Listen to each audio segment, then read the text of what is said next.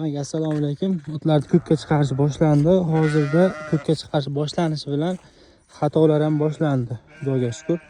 Otga ko'kka chiqarish, akalar, otni ko'kka chiqarishdan oldin eski otvozlar biladi, yangilariga. Birdaniga otni ko'kka chiqarib yormanglar. Ko'lik, sanchiq, har xil kasalliklar keltirib chiqarish mumkin.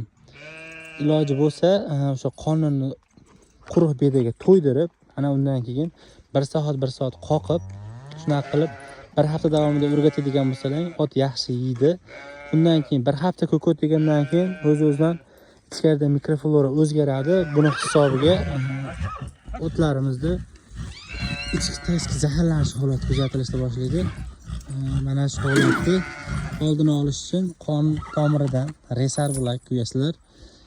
Kerakli vitaminlar, butasal gormoni qilinadi. Обязательно germinsizlantirish 2 marta germinsizlantirasizlar. Xudo xolasa otlardan keyin ko'kdan zo'r bo'lib qaytaradi. Osmon kuyish обязательно zarur.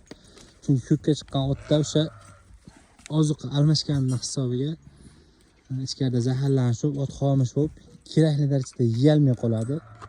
Shuni hisobidan belidan yutkazib qo'yasizlar. Bitta osmon kuydirib yuborasizlar.